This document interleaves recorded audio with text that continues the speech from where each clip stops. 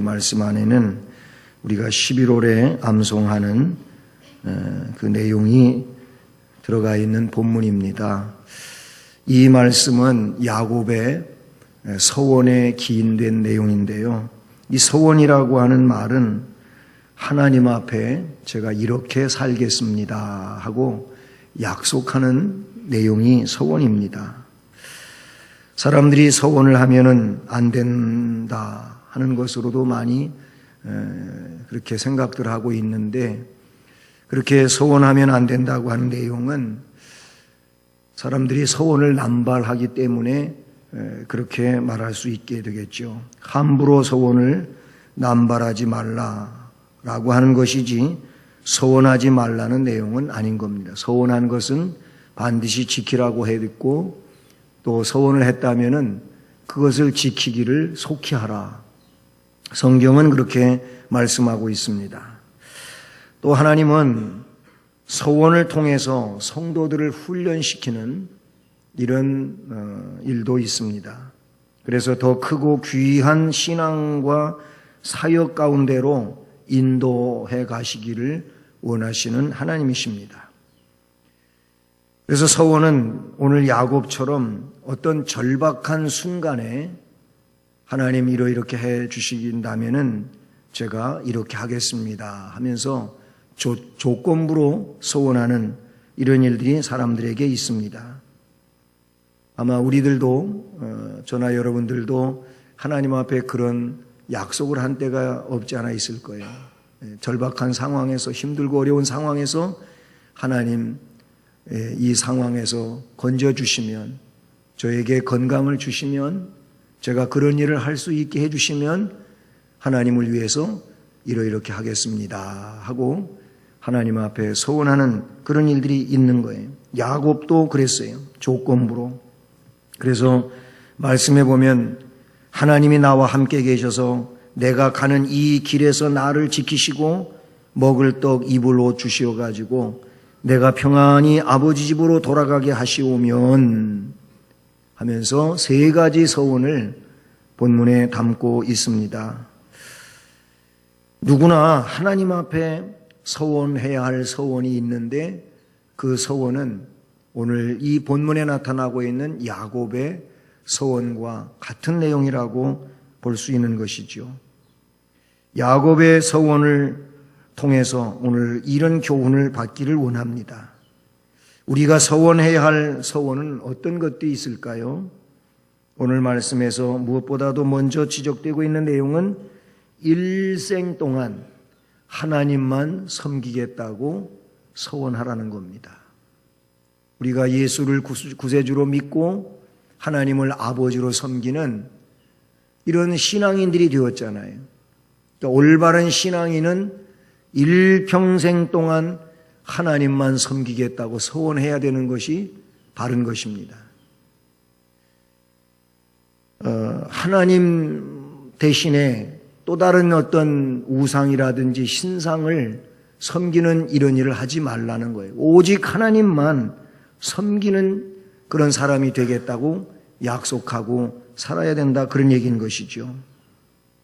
오늘 이 말씀은 앞부분에서부터 이렇게 이어지는 내용으로서 야곱이 부모님과 함께 살면서 집을 떠나본 적이 없어요.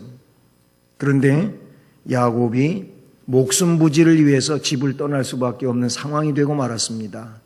왜냐하면 형님 에서가 아버지의 부탁에 의해서 별미를 만들어 가지고 오면 장자의 축복을 해주겠다고 해서 에서가 들에 사냥하러 나간 사이 어머니 리브가가 그 사실을 알게 되고 야곱에게 내가 다 음식도 만들어주고 그리고 할 테니까 너는 내가 만들어준 이 음식을 가지고, 양고기를 가지고 아버지한테 들어가서 축복 기도를 받아라.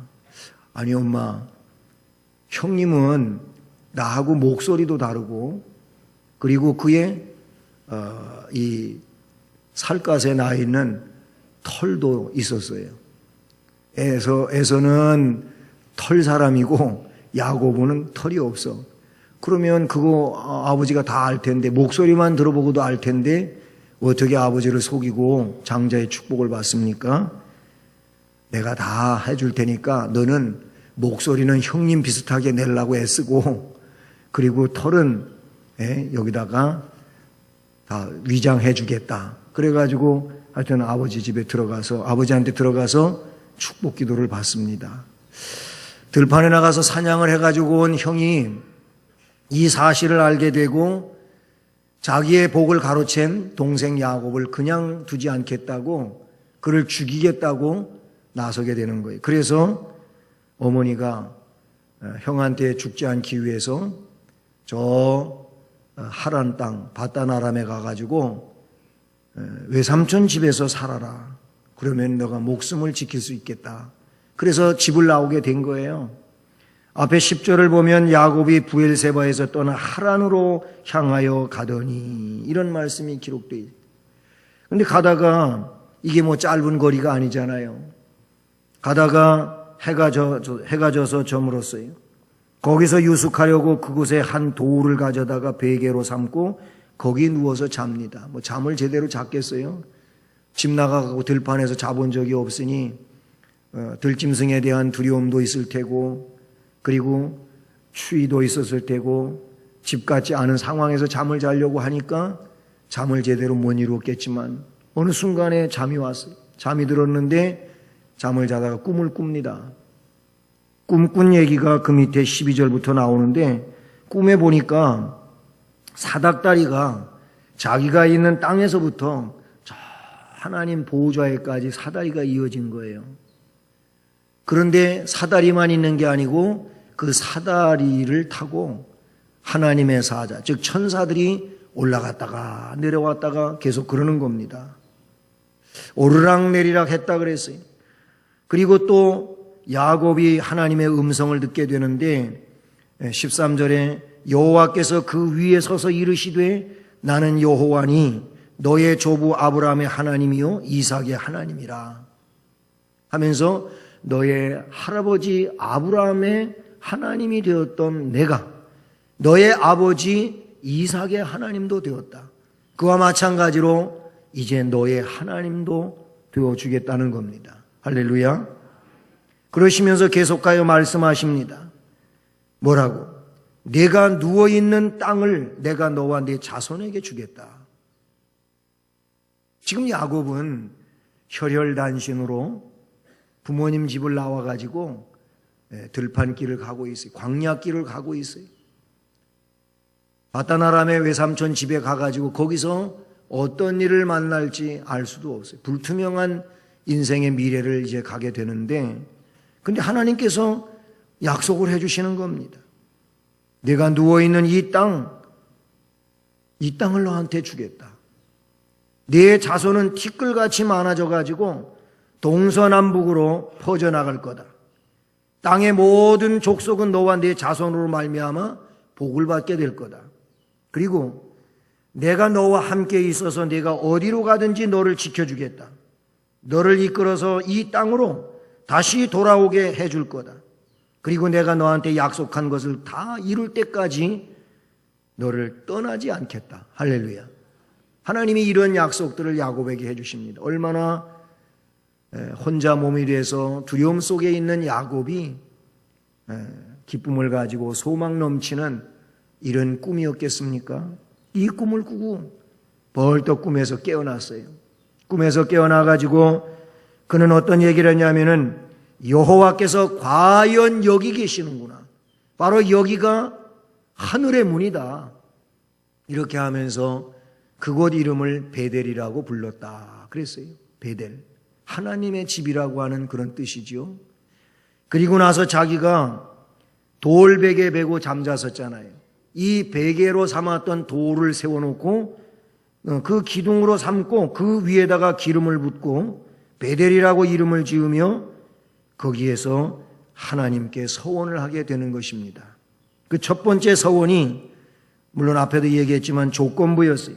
하나님께서 나와 함께 계신다고 하셨고 내 길을 지켜주신다고 했고 먹을 것 입을 것 주시고 그래서 내가 평안히 다시 이곳을 아버지 집으로 돌아오게 해 주신다면 여호와께서 나의 하나님이 되실 것이요. 그게 첫 번째 서원이었던 거예요. 일생 하나님만 섬기겠다고 서원을 했다, 그런 얘기인 것이죠. 나의 하나님이라고 하는 이 말은 하나님이 아브라함이나 이삭의 하나님이셨던 것처럼 이제는 나 야곱의 하나님이 되신다고 하는 그런 고백이 되는 것이죠. 이 고백과 같이 우리는 일생 동안 하나님을 나의 하나님으로 섬기기로 서원해야 될 줄로 믿습니다. 그렇잖아요. 우리가 하나님을 아버지로 섬기고 예수를 구세주로 믿는 이 신앙인으로서 온전히 우리 인생 다하도록 하나님만 섬기겠다고 하는 이 서원, 약속이야말로 우리가 해야 될 약속이라, 그런 얘기인 것입니다. 우리가 살면서 하나님을 불신한다든지 다른 신 섬기는 일을 하지 말아야 된다, 그런 얘기. 오로지 하나님만, 여호와 하나님만 참 신으로, 예수 그리스도만 유일한 구세주로 믿겠다고 하는 이런 결단을 우리가 하고 신앙생활을 해야 될 줄로 믿습니다. 좀 더 이상한 얘기 같지만은 점집을 찾아가면 안 되는 거예요. 여긴 그런 분 아무도 안 계시죠? 점집을 찾아가면 안 돼요. 저 서울 미아리에 가면은 거기 점치는 집이 많아요. 뭐 관상도 보고 사주팔자도 보고 궁합도 보고, 예, 점집이. 우리 수원도 여기 저쪽에 하천을 지나서 저 넘어가면은 거기를 신풍동이라고 해요. 신풍동. 신풍동은 무슨 뜻이냐면은 신의 바람이 일어난다는 데래요.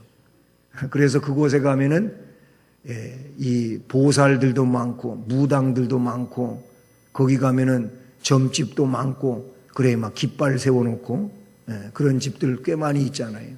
거기 신풍동에 신풍동. 여러분 신풍동 가면 안 돼. 신풍동 가면 안 되는 게 아니고 신풍동의 점집에 가면 안 된다, 그 얘기.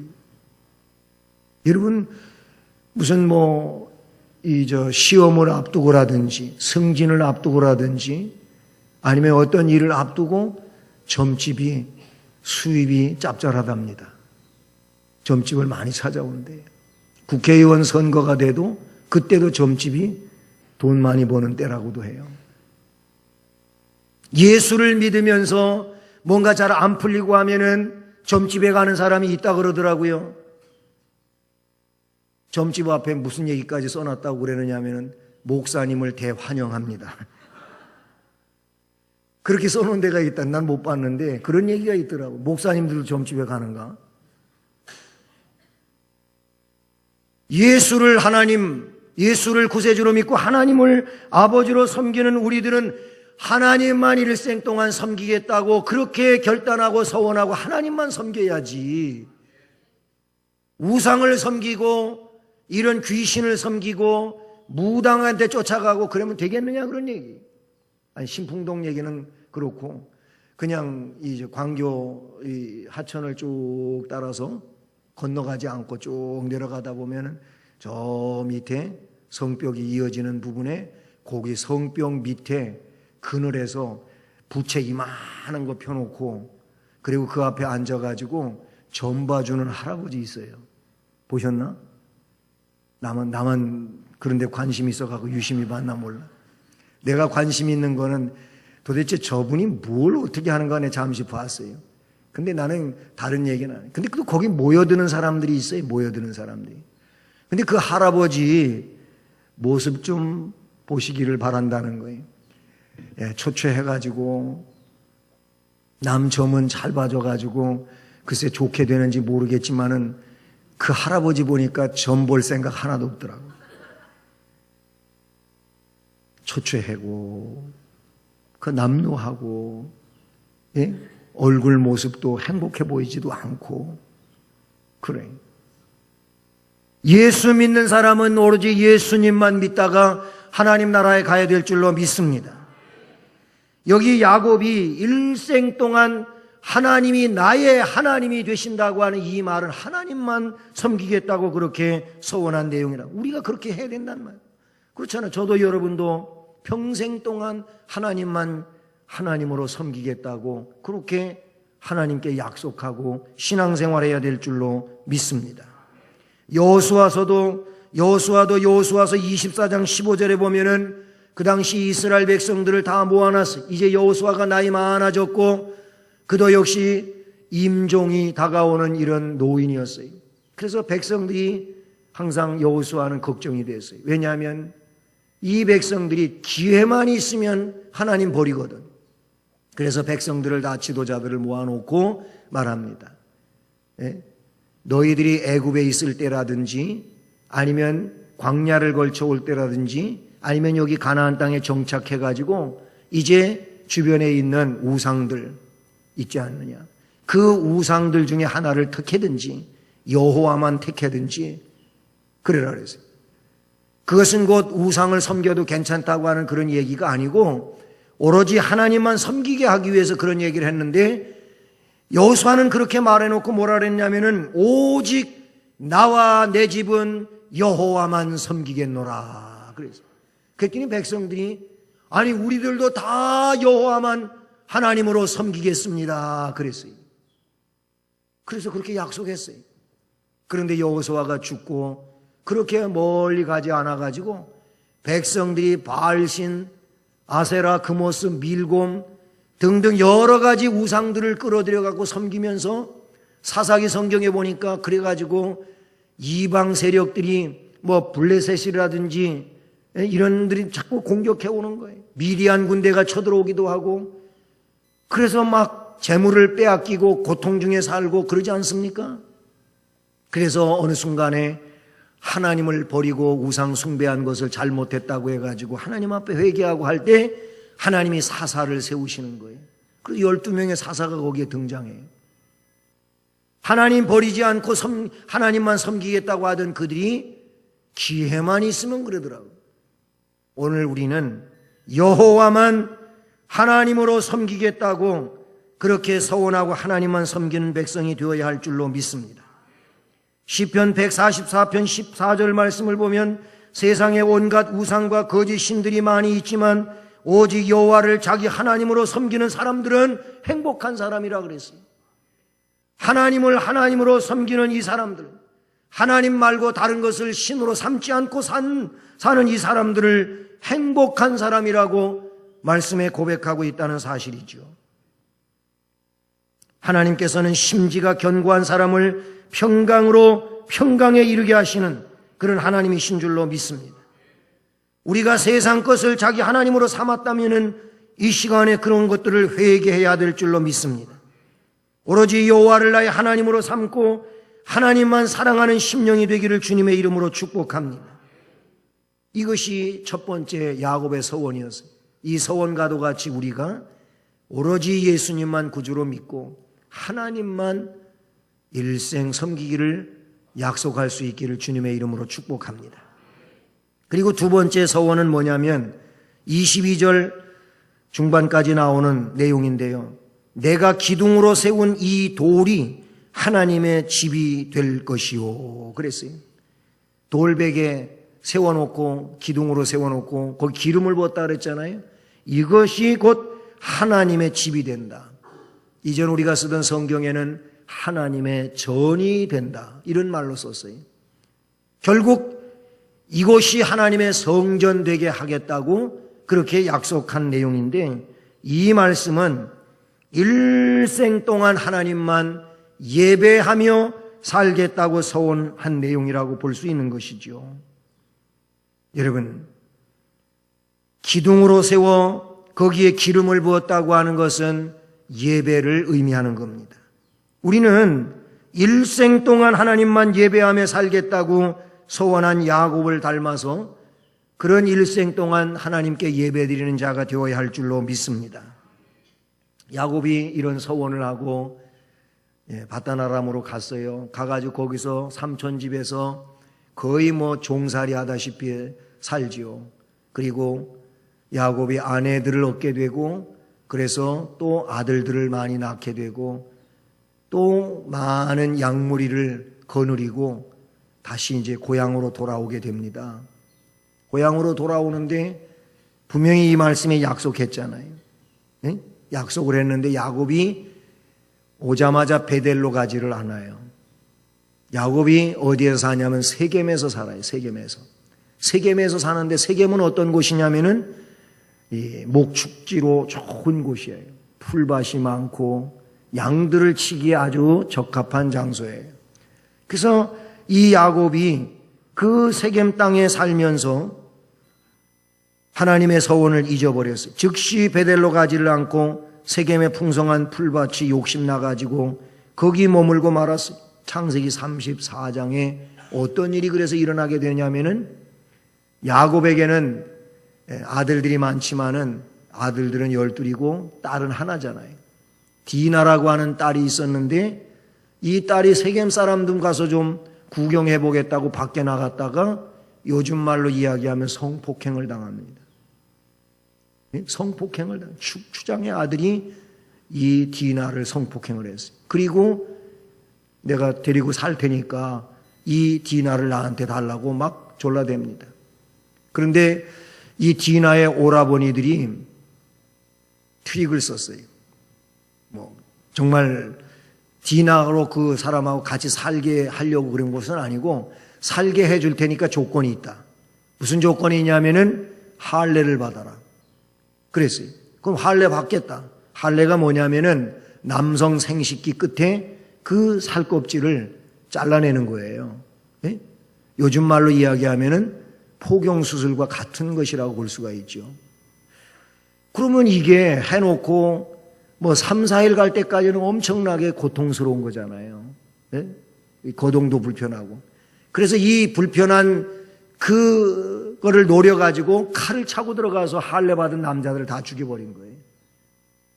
그러면 세겜 족속의 남자들은 죽었는지 모르지만 세겜 족속하고 같이 또 서로 이렇게 가깝게 지내는 또 부족들이 있을 거 아니겠어요? 그래서 야곱이 더 큰 일을 자녀들이 저지른 것 때문에 이제 우리는 죽었다. 우리는 이제 큰일 났다. 이렇게 생각하고 있을 때 하나님이 야곱에게 나타나십니다. 야곱아, 네가 진작 나하고 약속한 대로 소원한 대로 베델로 올라갔어야지. 왜 세겜에서 사냐 이거지요. 그러니까 이제라도 너의 삶을 정리하고 베델로 올라가라 그랬어요. 그래서 창세기 35장에 보면 야곱이 하나님 앞에 나아가는데 부적절한 모든 것들을 다 상수리 나무 아래 갖다가 땅속에 묻어버리고 그리고 베델로 올라갑니다. 그랬더니 야곱과 그의 족속을 추격해오는 사람이 아무도 없었다고 성경은 하나님이 지켜주신 줄로 믿습니다. 무슨 얘기를 하고자 하냐면 야곱이 내가 이렇게 돌베개 기둥 삼아가지고 기름 부은 이곳이 하나님의 집이 되겠다고 했으면은 돌아와가지고는 그곳에 갔어야지. 안 가가지고 어려움을 만났다 그런 얘기인 것이죠. 하나님 앞에 예배를 게을리하게 될 때 다가오는 영육간의 시험을 당할 수밖에 없는 것이죠. 그러므로 성도들은 일생 예배와 기도에 최선을 다하며 살겠다고 약속하고 그 삶을 바르게 감당하며 살아야 될 줄로 믿습니다. 영국의 재상이었던 글래드스틴이라고 하는 이런 사람이 있었어요.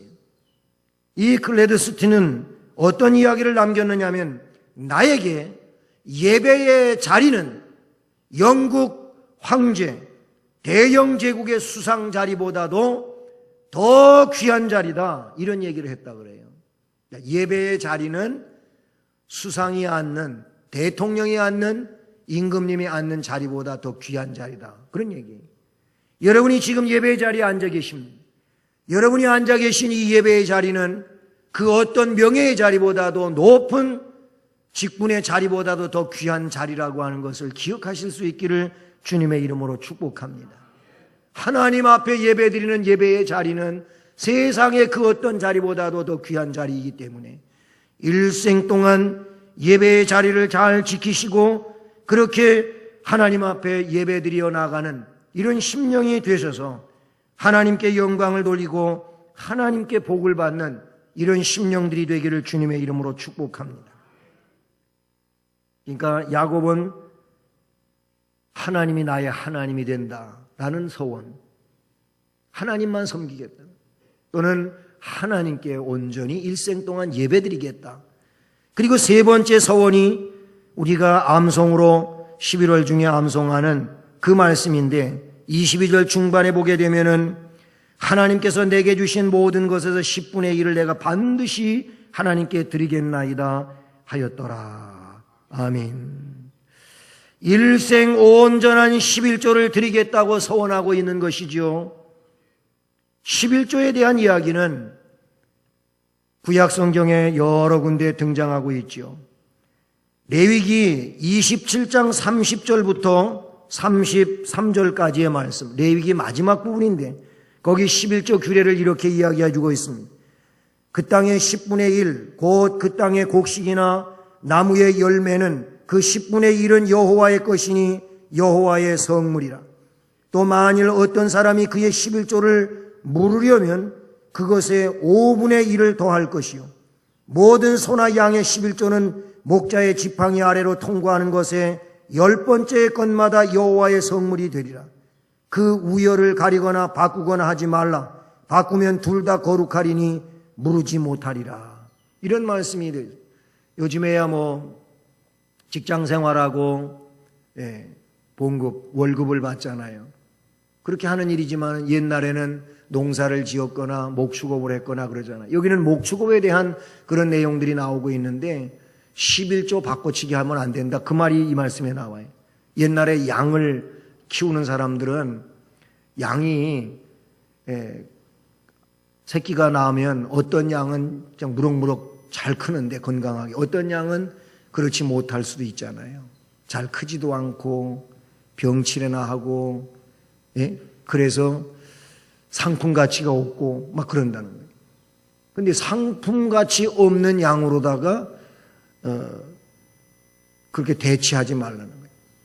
목자가 양을 세는데 양이 이렇게 줄을 지어서 올 거 아니에요. 그러면 한 마리, 두 마리, 세 마리, 10마리, 10번째 거는 무조건 하나님 거예요. 이게 상품 가치가 있는 좋은 것이든, 이건 너무 좋은 건데 이거 아까워, 이거는 말고 안 좋은 걸로 이러지 말라는 거예요. 그러니까 11조 가지고 속된 말로 장난치면 안 된다 그 얘기예요. 11조는 엄격하게 하나님의 것으로 규정을 해야 된다는 이런 말씀을 말씀해 주고 있는 거예요. 이 11조는 오늘 이 레위기의 말씀 이전에 아브라함도 제사장 멜기세덱에게 10분의 1을 바친 일이 창세기 14장 20절 말씀에 기록되어지고 있어요. 아브라함도 11조를 살레망 멜기세덱에게 드렸다는 얘기죠. 예수님은 어떠셨느냐? 마태복음 23장 23절 말씀에 보면 예수님께서도 11조의 정신을 폐하지 말라고 말씀을 해주시는데 그 23장 23절 말씀은 이렇습니다. 화 있을진저 외식하는 서기관들과 바리새인들이여, 너희가 박하와 회향과 근처의 11조를 드리되 율법에 더 중한 바 정의와 긍휼과 믿음은 버렸도다. 그러나 이것도 행하고 저것도 버리지 말아야 할지니라 그랬어요. 예수님이 11조를 분명히 언급하셨거든요. 여기 바리새인들 서기관들이 드리던 박하 회향 근처에 11조를 드렸다고 했는데 이거는 많은 논밭의 농산물과는 달리 여기서 말하고 있는 박하 회향 근처는 화단에서 가꾸던 것까지 11조를 드렸다는 그런 얘기라고 봐야 돼요. 좁은 화단에서 뭔가를 가꾸었는데 그것이 이득이 발생해가지고 그것까지도 11조를 드린, 굉장히 11조를 아주 정확하게 했다는 거예요. 11조를 세밀하게 이들이 했어요. 근데 문제가 뭐냐면 그 말씀의 지적은 더 중요한 정의, 긍휼, 믿음을 버렸다는 거예요. 그러시면서 예수님이 이것도 행하고 정의와 긍휼과 믿음도 행해야 되고 11조도 버리지 말아야 된다. 주님이 그렇게 말씀해 주셨거든요. 그래서 11조는 하나님의 것이에요. 11조 드리고 10개 중에 하나를 드리고 9개가 있다. 9개가 그럼 내 거냐? 9개도 내 게 아니에요. 다 하나님의 것인데 나에게 하나님이 관리하고 하라고 맡기신 거지요. 여러분, 우리의 목숨도 우리 게 아니에요. 하나님이 이 목숨 빼앗아 가면, 걷어가면 우리는 살 수 없는 거예요. 모든 것이 하나님의 것인 줄로 믿습니다. 말라기서 3장의 말씀을 11조에 관한 대표적인 말씀으로 많이들 이야기해요. 거기 말씀을 제가 쭉 읽어드릴게요. 3장 8절부터 11절까지 말씀인데, 사람이 어찌 하나님의 것을 도둑질하겠느냐? 그러나 너희는 나의 것을 도둑질하고도 말하기를 우리가 어떻게 주의 것을 도둑질하였나이까 하는도다. 이는 곧 11조와 봉헌물이라. 너희 곧 온 나라가 나의 것을 도둑질하였으므로 너희가 저주를 받았느니라. 만군의 여호와가 이르노라. 너희의 온전한 11조를 창고에 들여 나의 집에 양식이 있게 하고 그것으로 나를 시험하여 내가 하늘 문을 열고 너희에게 복을 쌓을 곳이 없도록 붙지 아니하나 보라. 만군의 여호와가 이르노라. 내가 너희를 위하여 메뚜기를 금하여 너희 토지 소산을 먹어 없애지 못하게 하며 너희 밭에 포도나무 열매가 기한 전에 떨어지지 않게 하리니 너희 땅이 아름다워짐으로 모든 이방인이 너희를 복되다 하리라.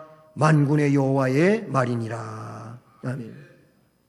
말라기 선지자 당시에 그 백성들이 하나님께 드리는 11조도 안 했다는 거고 하나님께 드려진 봉헌물들도 그들이 안 했다는 거예요. 하나님께 드려야 할 것들을 안 했어요. 그래가지고 이들이 어떻게 되냐면 하나님의 진노를 받았어요.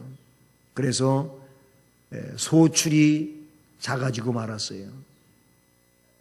농사 지어가지고 소출이 많이 거둬야 되는데 소출이 적어지고 또 여러 가지 삶의 곤고함이 이르게 됐다. 그 내용을 메뚜기가 모든 식물을 먹어버리는 거예요. 포도나무가 열매를 맺었지만은 기한 전에 다 떨어져 버리고 마는 거예요. 그러면 수확을 할 수가 없잖아요. 이게 뭐 어디서 온 거냐? 하나님의 것을 도둑질했기 때문에 왔다는 거예요. 그래서 바르게 11조를 하라고 그렇게 말씀해 주고 있는 거예요. 11조는요, 땅에서 나는 곡식, 과일 또는 이런 물질, 이 모든 것은 다 함께 거기에 적용이 되는 것이죠. 여러분, 11조 하면 10개 중에 하나를 내가 떼어서 드리는 건데 그만큼 없어지는 것으로 생각지 마시고 하나님 나라에 쌓이는 것이고 10개 중에 남아있는 9개도 하나님께서 축복해 주실 줄로 믿습니다. 실제로 믿음으로 사시는 모든 분들을 보면 그거 하나님의 것으로 당연히 알고 드리고 그렇게 해도 삶이 평안하고 행복하지 않습니까? 그러는 거예요. 하나님이 11조 하는 자들에게 복을 주실 줄로 믿습니다. 그리고 이 11조 문제는 우리가 세례받을 때 이미 거치고 온 거예요. 직분자가 돼가지고도 11조를 안 하면 이건 안 되는 거죠. 세례가 언제인 겁니까? 초신자의 삶을 이제 넘어서면서 하나님 백성으로 인침을 받는 게 세례 아닙니까? 그때 다 묻잖아요. 세례 받을 때 담임 목사가 물어봤어요. 다른 교회도 마찬가지고요. 세례교인의 의무가 있습니다. 예? 집회, 예배의 의무가 있습니다. 봉사의 의무가 있습니다. 헌금의 의무가 있습니다. 헌금의 기본은 바로 이 11조와 감사 헌금입니다. 그렇게 말해요. 11조 벌써 세례받기 전에 하시는 분도 있지만 못 하시는 분이 있어요. 그런 분들한테 말하죠. 이 11조는 언제부터 하실 겁니까? 곧 할 겁니다. 곧 해서 한다고 해서 곧 하는 분도 있고 곧 한다고 한 게 몇 년 가는 분도 있어요. 오늘 말씀은 세 가지의 서원의 내용이 본문에 기록이 되어 있어요. 하나님을 나의 하나님으로, 하나님께 일생 동안 바른 예배자의 삶을, 그리고 하나님의 것인 11조를 반드시 하나님께 드리겠나이다 했던 이 서원이 오늘 우리의 서원이 되어야 된다. 그런 얘기인 것이죠. 어떤 사람은 죽음의 위기에서 일생 주의 일에 헌신하겠다고 서원하고 진짜 살아났어요. 죽음의 위기에서 살아나가지고 제2의 인생으로 살아난 그것을 약속 그대로 하나님만을 위해서 사는 사람이 있어요. 실제로 우리 한국 교계 가운데 어떤 사람은 나를 살려주시면은 내가 예배당을 짓겠습니다 해갖고 예배당을 지으신 분들도 있어요. 죽음에서 살아나가지고 예배당 짓고 그러면 재산 다 없어진 거 아니야? 아니, 하나님께서 예배당 짓느라고 들어간 것에 오히려 몇 갑절로 그를 축복하신 이런 일도 간증으로 우리가 들어볼 수 있는 일들 아니겠습니까? 사랑하는 여러분, 우리 주님은 이미 약속하신 대로 약속을 다 지키시는 분이에요. 야곱에게 하나님이 약속한 거 안 지키신 게 없어요. 야곱이 잘 안 지키고 더디 지키고 하다가 문제를 만났었던 것이죠. 그러므로 우리는 야곱의 서원에 근거하여 우리의 서원이 이런 서원이 될 수 있기를 바라고 또 이런 서원 안에서 살아가는 우리가 되어 하나님께 복을 받는 은혜자들이 되기를 주님의 이름으로 축복합니다. 사랑의